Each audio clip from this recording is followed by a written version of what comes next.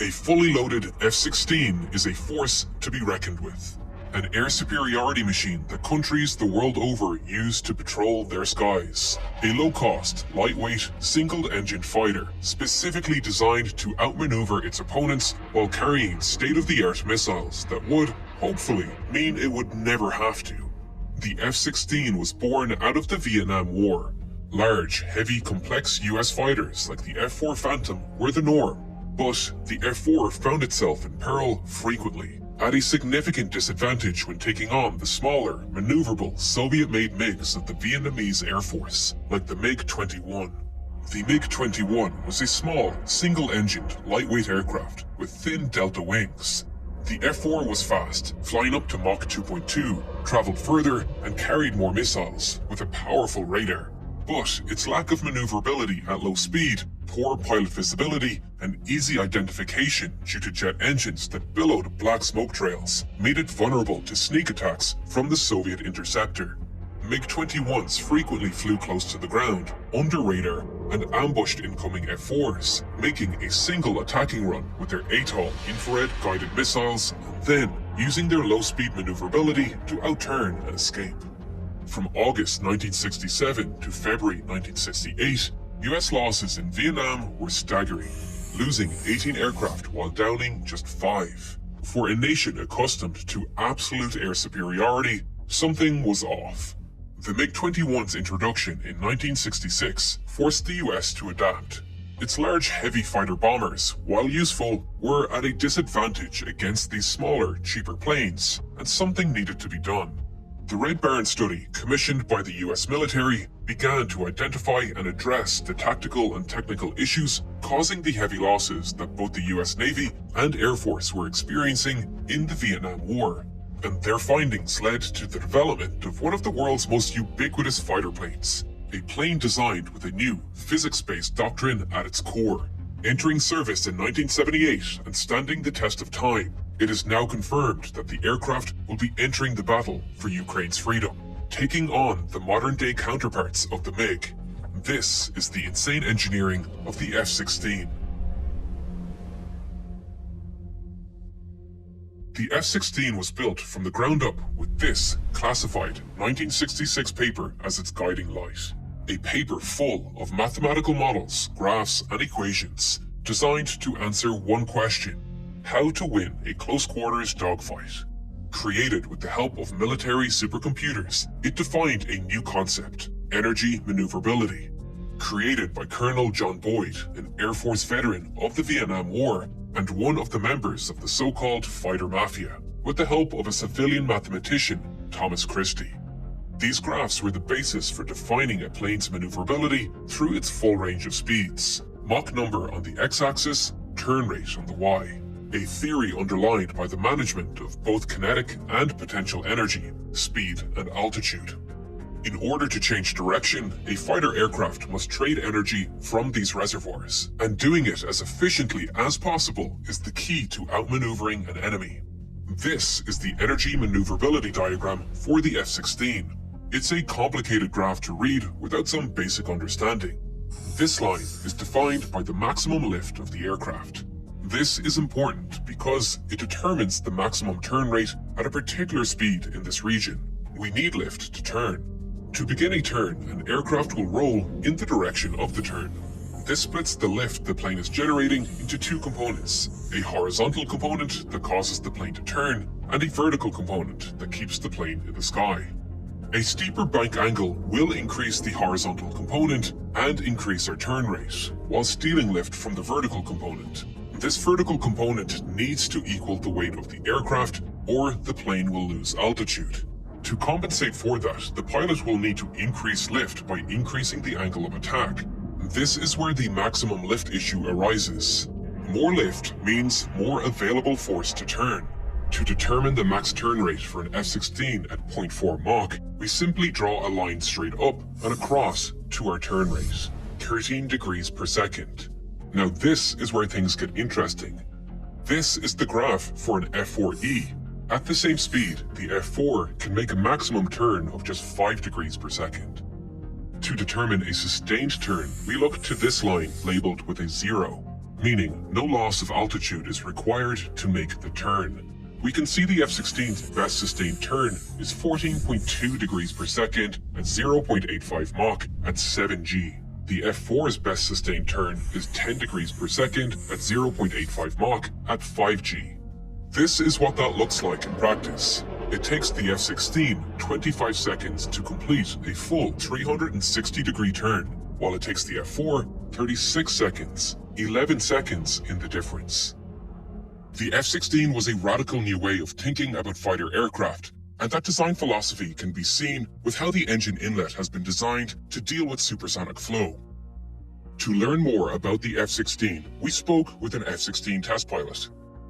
So the F-16 inlet is one of those things that tells you about the design philosophy of the aircraft. Because up until that point, the thought process was we wanted to go faster, we wanted to go higher. And nobody stopped to ask why. Because it turns out that not a lot of fights, not a lot of air combat was happening in that Mach 2 plus range. In fact, very little of it was happening, and it didn't have a huge amount of tactical application. And so as John Boyd and the rest of the team was looking at this lightweight fighter design, which became the F-16, they said, well, where do we think that the dogfights of the future are really going to happen? And they said, well, it's probably going to be somewhere in that 0.8 Mach to 1.2 Mach regime. That's really where we need to be in terms of optimizing the performance of the jet. And we see that here in terms of the specific excess power chart, where it's got this advantage right here in that range of 0.8 Mach to 1.2 Mach. That's where the fat part of the chart sits. That's where you're fat on energy. That's where you have that advantage. And so the F-16 propulsion system is not optimized to go over Mach 2, although it can. And I've flown the F-16 at Mach 2. You run out of gas pretty quick, but you can go that fast. But in that what we call transonic regime of 0.8 to 1.2 Mach, you've got a different design problem than some of the previous jets. And you can see that in terms of the inlets.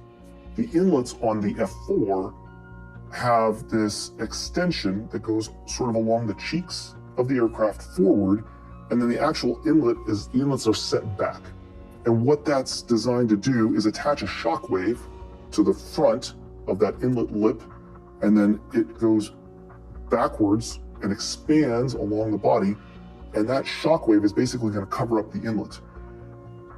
That has some thermodynamic effects in terms of pressure recovery for the fan face, because you don't want supersonic air getting all the way in to your turbine. If you have supersonic airflow hitting the front face of that jet engine, the jet engine is going to disintegrate. It's designed to ingest subsonic airflow, and so you have to attach that shock wave at the front of the inlet. That's part of what slows down the airflow to eventually a normal shock inside the inlet. It expands a little bit, and then it gets to the front face of the compressor, to the fan face of the compressor. Well, the F-16, and you can see it right here, has what we call a pitot inlet.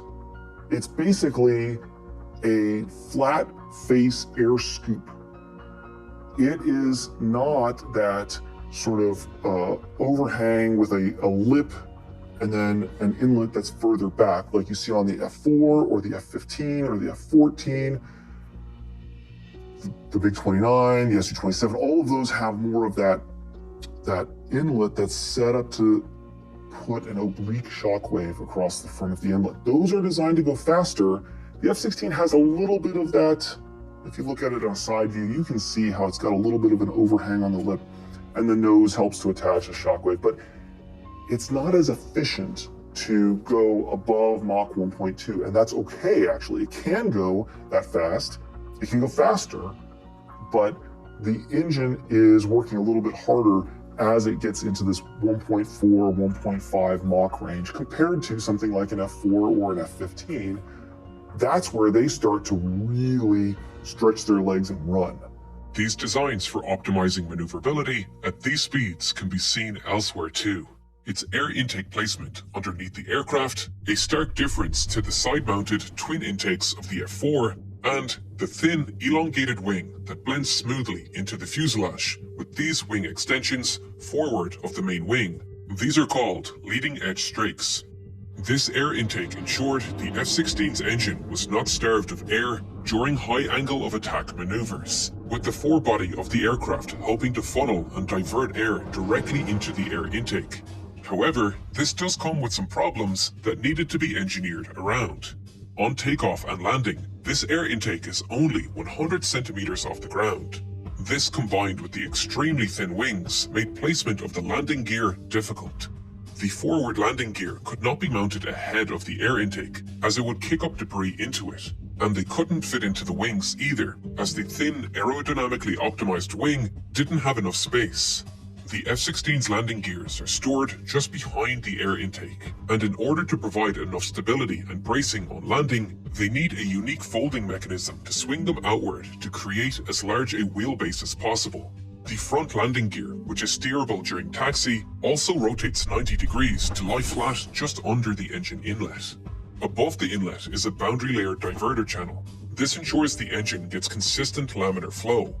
As air travels along the length of the aircraft, it forms a layer of slow-moving, turbulent air called a boundary layer. If this air is allowed to enter the engine, it not only lowers performance, it can also damage the engine. As the turbine rotates, it will pass through the slow boundary air on one side and then the fast, free-stream air on the other. This means the force on the turbine blades changes for each and every rotation, causing cyclical bending, a recipe for fatigue failure. This boundary layer diverter separates this layer and diverts it underneath the wings. All of this ensures the engine can operate as high a thrust as possible even when the F-16 is performing extreme maneuvers, which is exactly when it is needed most, as the plane bleeds energy to produce lift. It's essential that a plane like this can continue to generate effective lift during these maneuvers. But typical wings lose lift as angle of attack increases beyond a certain angle, as flow separates from the wing. This is called a stall. These leading edge strakes help to mitigate that. They act similarly to the canards of the Su-34, one of the planes the F-16 will likely be going up against in Ukraine, with 19 of them reportedly being taken down thus far in the war. Canards and leading edge strakes help produce lift during high angle of attack maneuvers. Canards placed close to the wing, like the Saab 37 Viggen, create a vortex that passes over the wing, ensuring the wing continues to get high energy airflow during high angle of attack maneuvers, which allows it to continue generating lift. During the development of the F-16, General Dynamics did consider a canard configuration, testing different configurations and geometries, including versions with no strakes or canards, with subscale models in wind tunnels, testing through its optimum maneuvering speeds between 0.4 and 0.8 Mach. The goal was to maximize lift and minimize drag at high angles of attack, producing graphs like this, and these were used to compare designs. As they were narrowing down on the design, they consulted NASA, and they found one area to improve on: the sharpness of the leading edge. General Dynamics had rounded the leading edge of the wing to weaken these high angle of attack vortices, but NASA advised them to sharpen the leading edge in order to strengthen them. The F-16 underwent a great deal of iterative design in the wind tunnel phase before eventually landing on the design we are familiar with today, with the long blended leading edge strake that makes the F-16 immediately recognizable. And this comes with an added benefit. It provides enough space for the barrel of the F-16's powerful 20mm rotary cannon. You can see the barrel of the M61 Falcon hiding here, a minor clue to the weapon hidden within the fuselage of the tiny plane. One of the early conclusions of the Red Baron report was that the lackluster armament of the F-4 made it difficult for it to compete in close-quarter battles. It lacked an internal cannon, which left the F-4 without offensive options in close-quarter battles, where missiles could not be safely used. The F-4 was eventually retrofitted with the M61 slung underneath the plane. But the F-16, looking to fix the problems of the past, came with the General Dynamics M61 Vulcan rotary Gatling gun as standard. And it was packed neatly inside the plane, creating minimal aerodynamic drag. The M61 is the smaller cousin of the A-10's GAU-8A, And while its rounds are tiny in comparison, the noise it emits still packs a punch. A massive cannon for a tiny aircraft. The 6-barrel cannon fires from the top position, spinning 16 times per second. The Gatling gun spews 120mm rounds per second. With an ammunition drum capable of holding just 511 rounds, the full ammunition drum can be unloaded in just over 5 seconds. The drum fits neatly behind the pilot here, and the vibration of the gun firing on the pilot's left side is jarring for many new pilots. It is such a small fighter. You know, when you, and I think I've said this before, when you get into an F-16, you sit down and you strap into that, it's not like you're sitting in the jet, it's like you're wearing the jet. And the gun is right here. As I sit there in the cockpit, the gun barrels, the muzzles are right back here. It's just out of reach. It's so close though. And so when you shoot the gun, and you're shooting 100 rounds a second of 20mm, it is unbelievably violent in the jet, but you're thinking about the target that you have to go and shoot. And so, you know, one of my experiences flying the F-16 was I was teaching as an instructor pilot at Luke Air Force Base in Phoenix, Arizona. And so I had the privilege of taking in Air Force pilots. They're wearing wings, they've graduated Air Force pilot training, but they're not fighter pilots yet. And putting them into an F-16, and then we would make sure that everybody shot the gun in training. In fact, they had to qualify with the gun as a weapon. And so the first time experience for anybody shooting the gun in an F-16 is a little bit of an emotional experience. People would say funny things, they would cuss. It was all on the tapes, the HUD tapes, the heads-up display recordings. And we come back in the debrief, we kind of laugh at the students because they knew that they were going to go shoot the gun, and it was always shooting at a target on the ground is when they would do this for the first time, strafe. And so it's a little bit intense. You're diving at the ground, you're doing 450, 500 knots, pointed at the ground. Obviously, there's a survival instinct that kicks in there. You're trying to put the pipper on the target.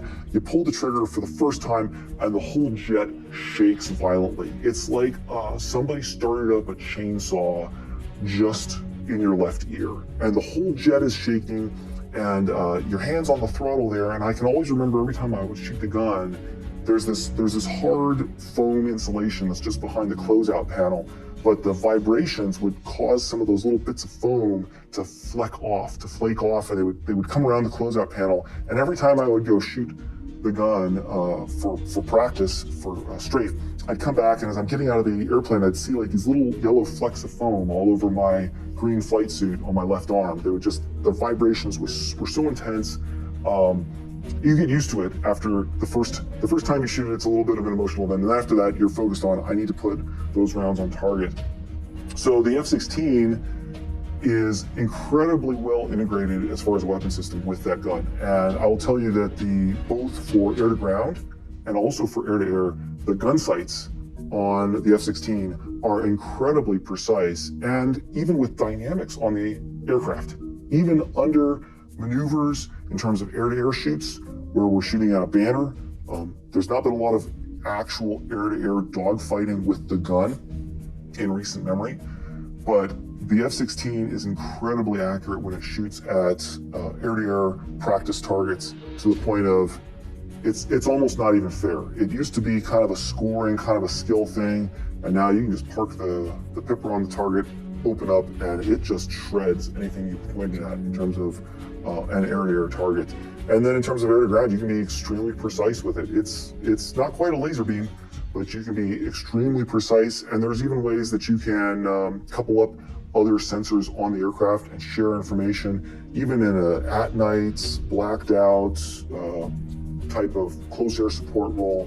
You can hit what you want to hit on the ground. All from a gun hidden away inside the tiny fighter. If we follow this leading edge strake down the wing, we come to another device designed to increase lift at high angles of attack, the leading edge flap.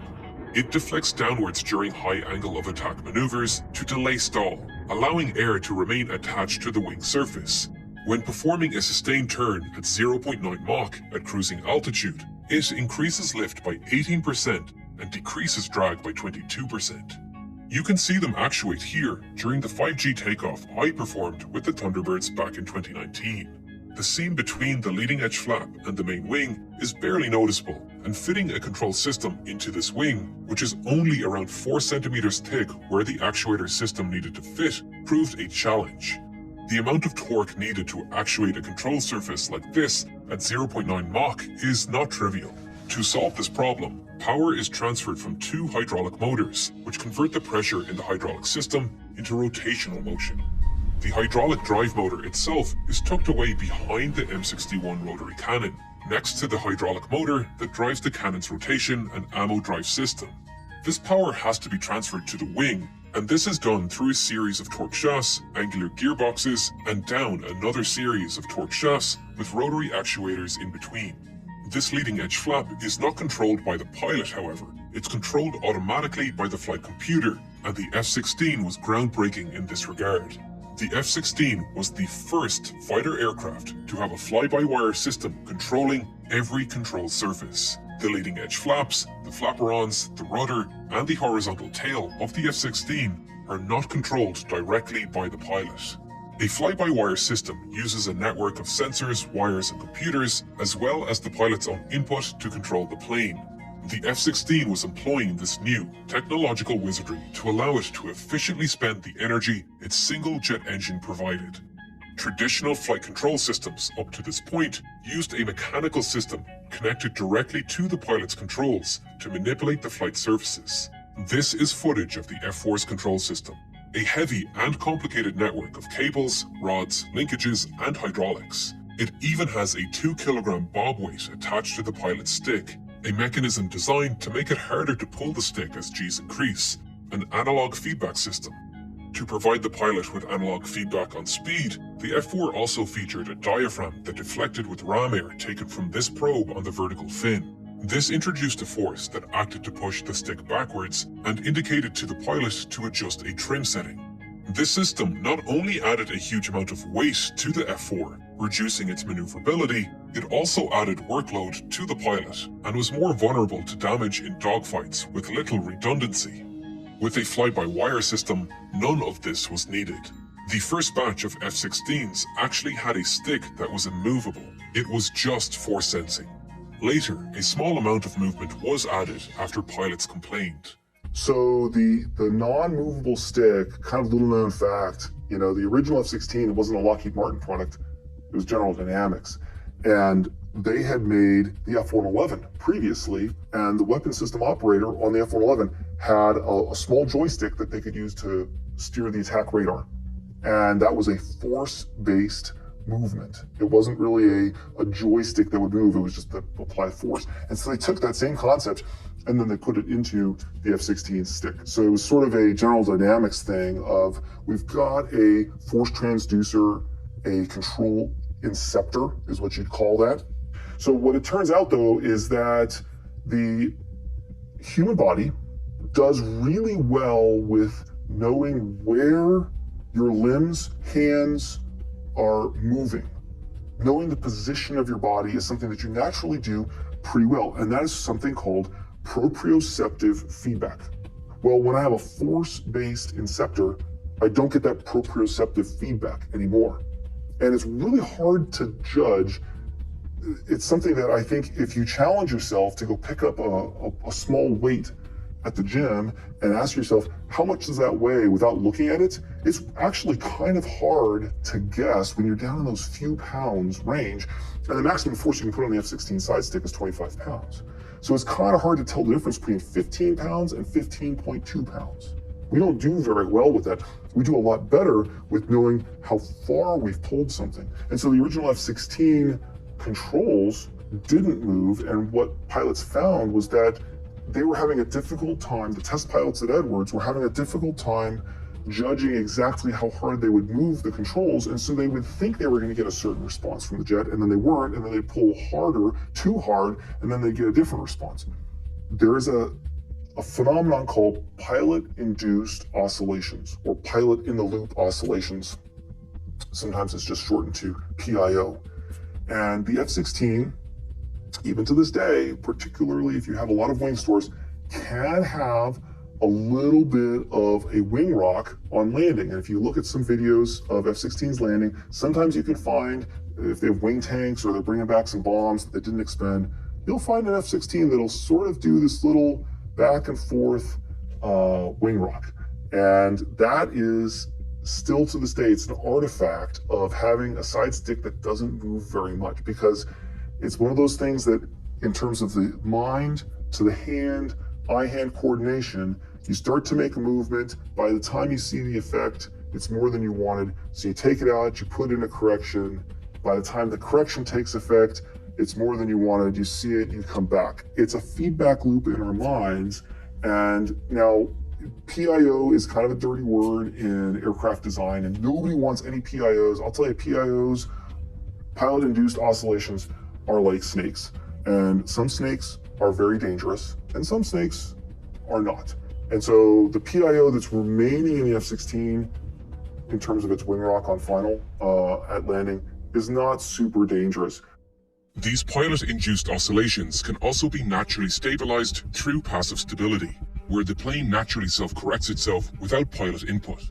However, the F-16 was the first aircraft in history to do away with passive stability and make the plane intentionally unstable in flight. This was done because it lowers the energy needed to fly and maneuver. We can understand why with this simple analogy. Here we have two situations, a ball placed on top of a hill and a ball placed in a valley. If we push the ball on top of the hill even a tiny bit, it will begin to accelerate down the hill and will not stop until we put energy in to slow it down. This is an unstable system. The opposite is true for the ball in the valley. Apply a force and the ball will roll uphill, and gravity will now provide a restoring force to bring it back. It may oscillate back and forth a few times before coming to a stop, but it will eventually return to its original position. This is a stable system. We want to tailor our stability to find a balance between these two scenarios, where we can cause a rapid change in direction with a small energy input, while also managing the amount of energy required to get back to our original position. This is called relaxed static stability. The F-16's pitch stability is one of the areas where this idea was applied. One of the key factors that affects pitch stability is the location of the center of gravity and center of lift. The center of gravity for the F-4 is located about here. This is the point at which all lift will act around. It's like the fulcrum on a seesaw. As a result of the wing design, the center of lift is slightly behind the center of gravity. This would force the plane to pitch downwards, but the horizontal stabilizer provides a counteracting downwards force. This isn't ideal. We are wasting energy on downwards lift. We need upwards lift to fly. It also increases the amount of energy the F-4 needs to input to change its pitch. When it pitches upwards, the force on the horizontal stabilizer decreases because of reduced airflow. And as a result, the weight of the plane, acting through the center of gravity, forward of the center of lift, wants to move the nose down again. But the pilot is trying to pitch the plane up, and this natural stability is fighting them. So, more kinetic energy has to be wasted by converting it to lift and drag with an increased elevator deflection. The F-16 is different. Its center of lift is ahead of its center of gravity, in part thanks to those leading edge strakes pushing the center of lift forward. This means to balance the plane, the horizontal stabilizer needs to create upwards lift. This is useful lift and reduces the energy needed to keep the plane airborne, and increases our maximum lift, pushing this line on our energy maneuverability diagram up, increasing our turn rate. However, it's an unstable system. When the plane pitches up, it increases the angle of attack on the wing and increases the lift. Because the center of lift is ahead of the center of gravity, this forces the nose up even more. In an air-to-air battle, energy isn't just a fuel-burning problem. Energy is needed to maneuver, and as we spend it, our ability to maneuver diminishes until we replenish it by gaining speed or altitude again. Any fighter pilot will tell you, speed is life. And as a fighter pilot, energy management is one of the most important things that you can do. It's part of your situational awareness in that combat arena. You don't want to get slow, and you don't want to put yourself in a place where you are vulnerable, and now I can't turn, I can't move, I can't get my sensors or my weapons engaged where I need to. And that's not just an air-to-air thing. That's in every aspect of being a fighter pilot. And that's even engaging in an air-to-ground arena, because oftentimes when you're engaging air-to-ground, an interdiction mission, a strike mission, or a close air support mission, well, you're supporting friendly troops on the ground, but there's also people that really don't like you in the vicinity, and they will have weapons also. And so you have to maintain that energy to be able to evade, to be able to move out of the way if you're getting shot at. So with the energy management on the F-16, it's interesting that this jet doesn't really talk to you in terms of feedback to the pilot. It doesn't really shake and rattle and vibrate like a lot of other aircraft will do. I've flown the F-16, I've also flown the F-15, the F-18, the A-10, and those aircraft will talk to you, those other aircraft will talk to you a lot more than the F-16. The F-16 just feels smooth all the time, whether you're 200 knots and really slow, or you're 600 knots and really fast. It just sort of does what you ask it to do. You think, you move the controls just a tiny bit, and the aircraft responds.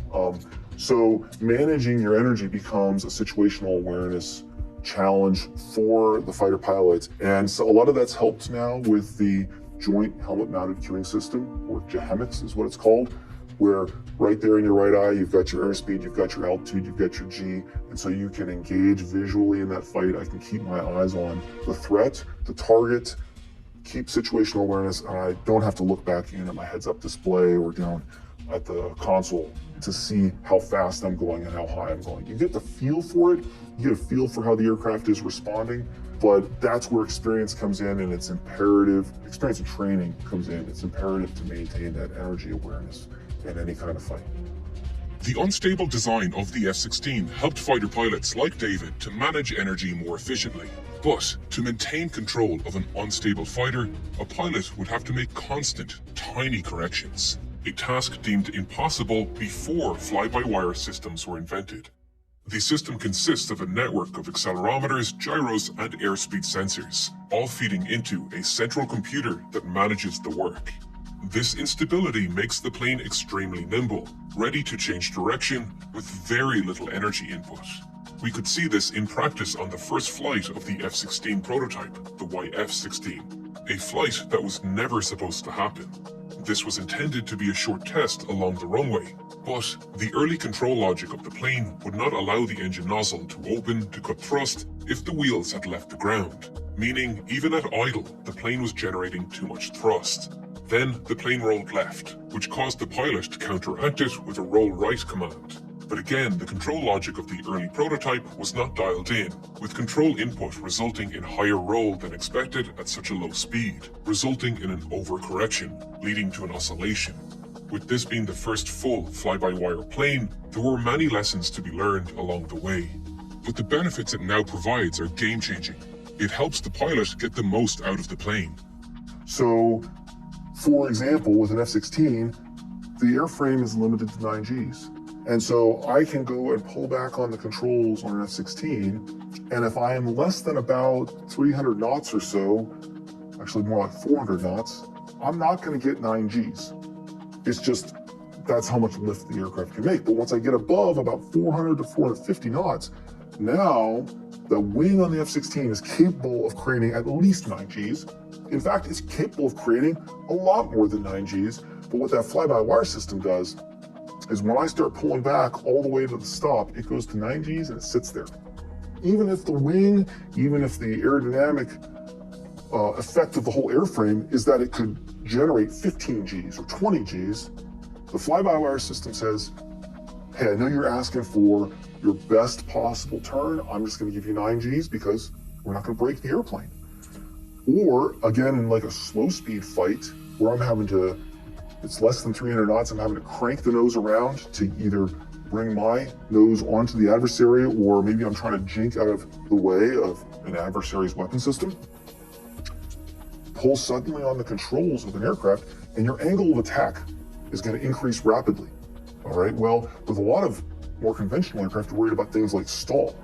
Well, the F-16 doesn't really stall in the same kinds of ways, but that fly-by-wire system says, hey, I know that if you get past about 26 degrees angle of attack, bad things are going to start to happen in terms of the controllability. The F-16 stops behaving as predictably above 26 degrees angle of attack, and so the fly-by-wire system simply says, that's where I'm going to stop you right there, and I'm going to give you up to 26 degrees or 9 Gs, and do with that whatever you need to. A plane capable of 9G maneuvers is not much use if the pilot cannot remain conscious during them. The F-16 has some interesting adaptations in the cockpit for this. Traditionally, the control stick was mounted centrally, between the pilot's legs. This made it mechanically simpler, with the network of mechanical linkages being central and symmetric throughout the plane. It also allowed the pilots to use both hands to wrestle the control surfaces into position during high-G maneuvers, as the air flowing by them tried to push them back down. For the F-16, this wasn't a problem, and the control stick was mounted conveniently on the pilot's right-hand console. A comfortable resting position that makes it far easier for the pilot to control the plane while trying to stay conscious at 9 Gs. The seat is also reclined by 30 degrees. This makes the F-16 feel like an executive office in the sky, with unobstructed 360-degree views thanks to the bubble canopy. But it also comes with major advantages in increasing the pilot's G tolerance. The most common G-force a pilot experiences is directly down. When flying in a straight line, even cells in your body have inertia in that direction, and when suddenly pitching the plane upwards, those cells want to continue traveling in that direction. This isn't too much of a problem for cells that stay fixed, but your blood cells are free to travel through your body. And in a scenario like this, they race in the direction of that travel, pooling in your lower extremities. This can starve the pilot's brain of oxygen, and they can pass out as a result. This effect can be minimized by placing the pilot flat on their back. With the entire body aligned, blood wouldn't have to fight gravity to get to the brain. But this position isn't practical. The F-16 found a compromise with a 30-degree recline, reducing the pressure on the heart by an equivalent of about 1 G. The recline also makes it easier to fit taller pilots into the small forward fuselage of the F-16. Another measure to increase the pilot's G tolerance is the G-suit. A pilot's G-suit contains multiple air bladders that are connected directly to the F-16. When the plane is instructed to perform a high-G maneuver, it immediately begins to pump compressed air into these bladders. This squeezes the pilot's legs to limit the volume available for blood to pool into. The F-16 is a 45-year-old aircraft, and many advances have occurred in aviation since its maiden flight. Stealth technology and interconnected intelligence networks have been the main focus for fifth-generation aircraft like the F-35 that have been slowly replacing the F-16. But one thing has not changed since 1975: physics. The F-16 pushes the boundaries of maneuverability for a fighter aircraft and the pilot inside. It's a highly capable fighter aircraft that the strongest air force in the world deemed capable of continuing service until 2048. The plane will be a major asset in the next phase of the fight for Ukraine's freedom, providing essential air support to the troops on the ground as they attempt to push forward through entrenched Russian defenses. Ukraine has been targeting long-range anti-aircraft batteries with success, and captured oil platforms off the coast of Crimea that were housing Russian sensors, all to clear the way for Ukrainian Su-24s to get close enough to launch cruise missiles, targeting high-value Russian assets in Crimea, including a Kilo-class submarine. The F-16 can also carry these cruise missiles. Every asset in the Ukrainian Air Force is going to play a vital role in Ukraine's fight for freedom. Having an actual fighter pilot add context to this story was incredibly valuable, helping us truly understand the power of those energy maneuverability diagrams. We ended up talking to David for nearly 2 hours and ended up cutting an incredibly interesting story from this video about how he helped develop an automatic obstacle avoidance system for the F-16 that has saved many lives. A fascinating system that works in a way I didn't expect. I had assumed it simply used radar to measure distance.